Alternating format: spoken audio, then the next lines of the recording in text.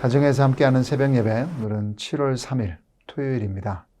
그래서 우리 같이 또 찬송하고 주님 앞에 나가는 시간 되기를 원합니다. 같이 찬송가 310장 하나님의 은혜로 같이 찬송하도록 하겠습니다. 310장 하나님의 은혜로.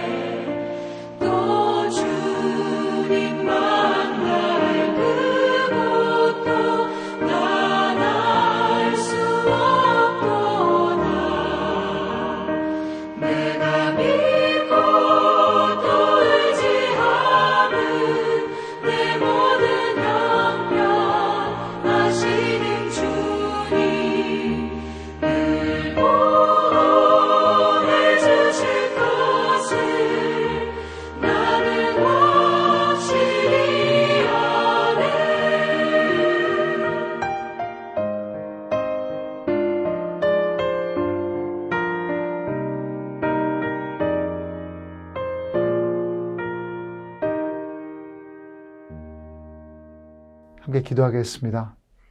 하나님, 진짜 주님의 은혜입니다. 저희들 쓸데없는 자인데 주님께서 구원해 주시고 또 주님을 아는 것만이 아니라 예수 그리스도를 통해 풍성한 삶의 꿈을 주심을 감사합니다. 오늘도 성령 하나님의 인도하심을 받아 그 풍성한 삶을 살아낼 수 있는 저희들 되게 하여 주시고, 오늘 아침이든 점심이든 저녁이든 주님 앞에 나가는 이 시간이 제 가장 귀한 시간이 될 수 있도록 주님과 동행하는 것이 우리의 기쁨이 될 수 있도록 만들어 주시옵소서. 오늘 말씀을 보며 또 말씀을 들으며 말씀을 읽으며 주님 앞에 간구할 때 우리의 모든 기도가 나의 소원이 아니라 하나님의 소원이 이루어지는 아름다운 시간이 될 수 있도록 도와주시옵소서. 감사합니다. 예수님의 이름으로 기도드립니다. 아멘. 네, 오늘 하나님 말씀은 출애굽기 34장 우리 1절부터 9절 말씀 함께 보도록 하겠습니다. 출애굽기 34장 1절부터 9절 말씀 한 절씩 보겠습니다. 여호와께서 모세에게 이르시되 너는 돌판 둘을 처음 것과 같이 다듬어 만들라. 내가 깨트린 처음 판에 있던 말을 내가 그 판에 쓰리니 아침까지 준비하고 아침에 시내산에 올라와 산꼭대기에서 내게 보이되 아무도 너와 함께 오르지 말며 온 산에 아무도 나타나지 못하게 하고 양과 소도 산 앞에서 먹지 못하게 하라. 모세가 돌판 둘을 처음 것과 같이 깎아 만들고 아침에 일찍이 일어나 그 두 돌판을 손에 들고 여호와의 명령대로 시내산에 올라가니 여호와께서 구름 가운데에 강림하사 그와 함께 거기 서서 여호와의 이름을 선포하실세. 여호와께서 그의 앞으로 지나시며 선포하시되 여호와라 여호와라 자비롭고 은혜롭고 노하기를 더디하고 인자와 진실이 많은 하나님이라. 인자를 천대까지 베풀며 악과 과실과 죄를 용서하리라.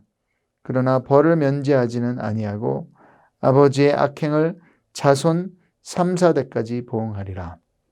모세가 급히 땅에 엎드려 경배하며 이르되 주여 내가 주께 은총을 입었거든 원하건대 주는 우리와 동행하옵소서.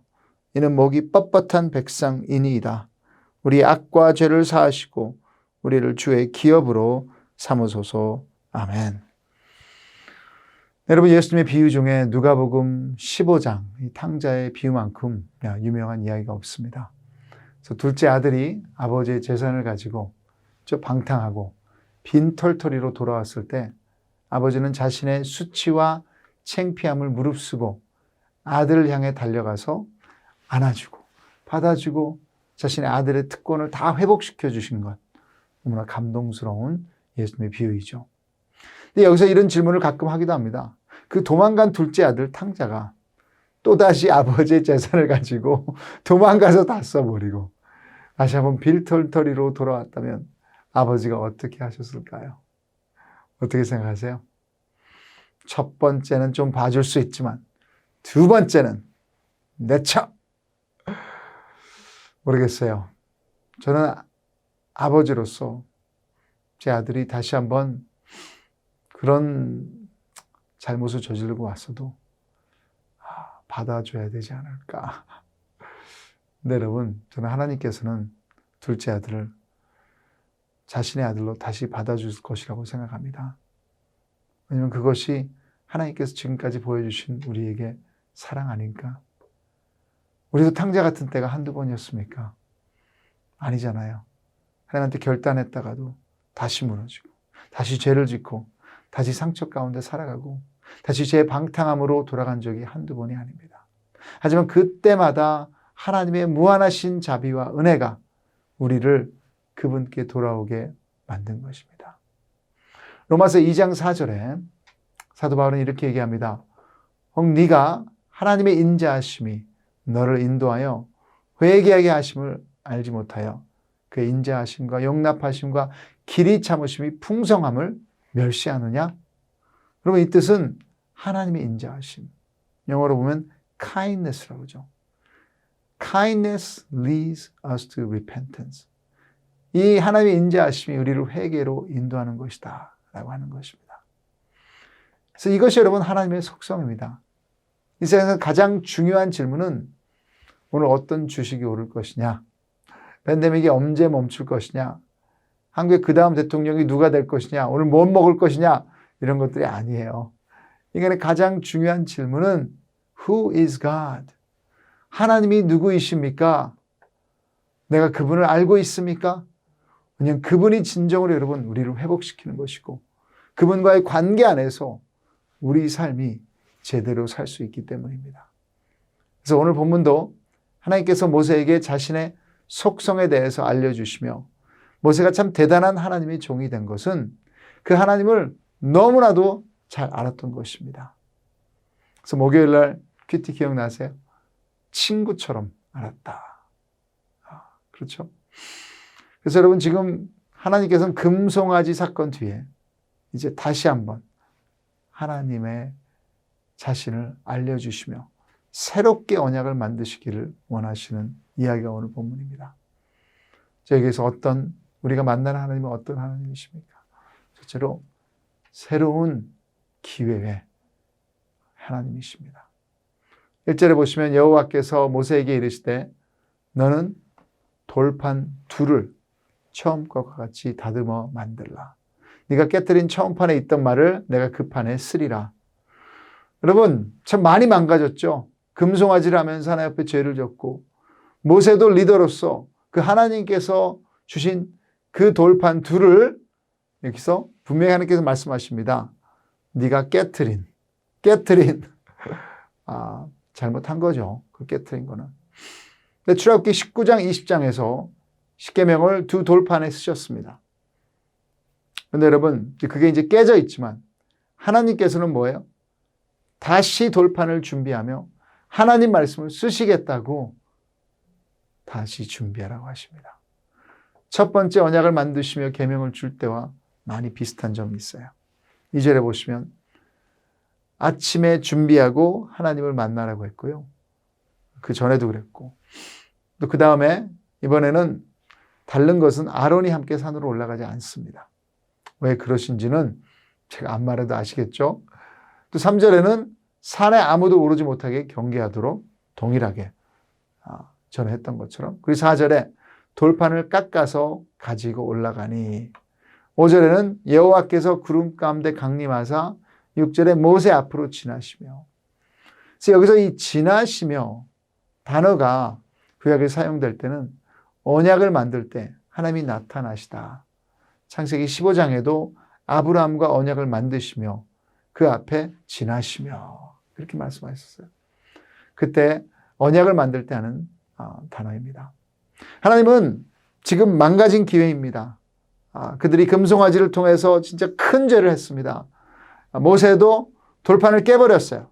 지금 하나님은 다시 한번 기회와 새로운 언약과 하나님의 말씀을 들을 수 있는 기회를 주시는 거예요. 이 새로운 기회가 우리 하나님의 새로운 것을 시작하시는 하나님이세요. 이사야 43장 18절 19절 보시면 너희는 이전 일을 기억하지 말며 옛날 일을 생각하지 말라. 보라 내가 새 일을 행하리니 이제 나타날 것이라. 너희가 그것을 알지 못하겠느냐? 반드시 내가 광야에 길을 사막에 강을 내리니. 지금 이사야는 바벨론의 포로로 잡혀간 하나님의 백성들에게 하나님께서 다 끝난 것이 아니다. 새로운 일을 시작하실 것이다. 다시 한번 언약을 기억하시며 그 언약을 하나님께서는 이행할 것이다. 소망을 주는 것입니다. 그러면 이것이 우리 하나님이세요. 이번 팬데믹 가운데서도 많은 힘들고 어려움이 있었던 것이 사실입니다. 근데 여기서 영적으로든 공동체로든 관계적으로든 다 힘들어. 이제는 더 이상 이제 그냥 이대로 갈 거야. 그러실 수 없습니다. 우리 하나님을 바라보신다면 새로운 기회 또 새롭게 역사하시며 부흥하시기를 원하시는 하나님이십니다. 그래서 지금 이 부흥의 이때입니다. 여러분도 기도하시면서 주님 새로운 것을 시작해 주세요. 새로운 공동체 역사를 시작해 주세요. 다시 한번 부흥을 달라고 우리 기도하는 오늘 되기를 원합니다. 둘째로 죄에 대해서는 자비와 은혜의 하나님이십니다. 여러분 6절 7절 하나님이 자신을 선포하시면서 나타내고 계신데요. 같이 한번 읽어보겠습니다. 여호와께서 그의 앞으로 지나시며 선포하시되 여호와라 여호와라 자비롭고 은혜롭고 노하기를 더디하고 인자와 진실이 많은 하나님이라. 인자를 천대까지 베풀며 악과 과실과 죄를 용서하리라. 그러나 벌을 면제하지는 아니하고 아버지의 악행을 자손 3, 4대까지 보응하리라. 여러분 여기서 시작을 어떻게 합니까? 여호와라 여호와라. 하나님의 이름을 2번 선포하며 시작합니다. 이것이 중요해요. 하나님의 이름이 하나님의 영광이요.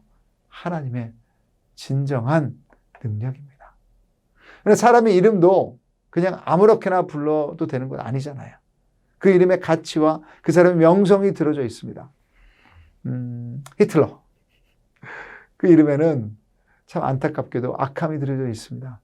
누가 자신의 자녀들 이름을 히틀러라고 짓겠습니까? 인간과 비교할 수 없는 이름이 우리 하나님, 여호와이세요.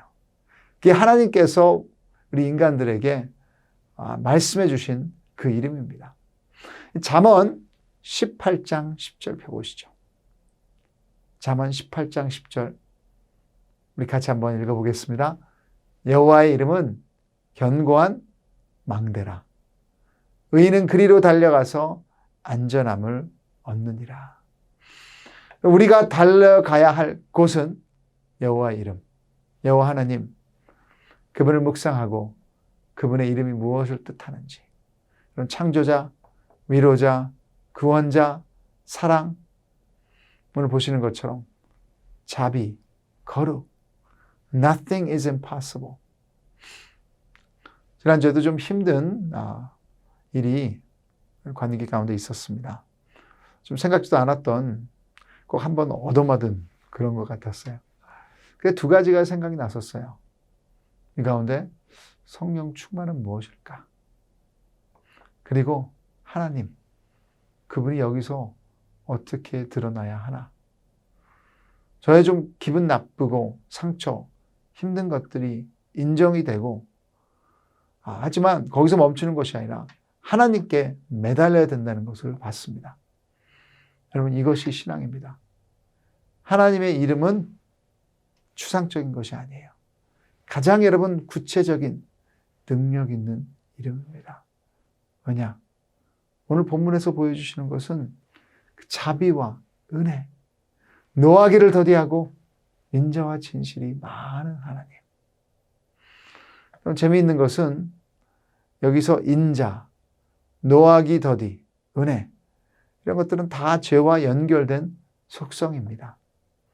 그래서 한 학자는 우리는 하나님의 사랑의 깊이를 우리 죄의 인정 없이는 알 수 없다라고 했습니다. 우리는 하나님한테 나한테 무엇을 주실 것인가? 내가 무엇을 받아낼 것인가? 그럼 그것만 생각한다면 하나님을 이용하는 것입니다. 하나님이 우리 삶 가운데 축복과 능력과 아름다움이 드러나지 않는 이유는 우리의 죄 때문이에요. 하나님의 문제가 아니라 우리가 문제입니다. 그 죄를 인정할 때, 그 죄를 드러낼 때, 그 죄를 고백할 때, 그때 하나님의 자비와 인자하심, 노하기를 더디하심이 깨달아지는 것입니다. 여러분, 우리 문제는 남이 아니에요. 우리 자신입니다. 내가 내 죄 때문에 당연히 받아야 된다면 벌써 다 끝났죠. 참 제가 목사라니요. 이것이 하나님의 은혜입니다. 우리가 크리스천, 하나님의 자녀라고요. 그것도 은혜예요. 그래서 우리가 오늘 기도할 때 그 여호와 하나님, 은혜와 자비가 풍성하신 하나님, 그 이름을 불러가며 기도하시기를 바랍니다. 자, 마지막으로 우리를 친밀한 관계로 인도하시는 하나님이십니다. 이제 하나님의 선포하심에 모세가 반응하고 있어요. 자, 8절과 9절 보시면 모세가 급히 땅에 엎드려 경배하며 이르되 주여 내가 주께 은총을 입었거든 원하건대 주는 우리와 동행하옵소서. 이는 목이 뻣뻣한 백성이니이다. 우리 악과 죄를 사하시고 우리를 주의 기업으로 삼으소서. 지금 모세는 예배드리는 것입니다. 또한 중보하고 있습니다. 이것만이 하나님 앞에서의 맞는 반응입니다.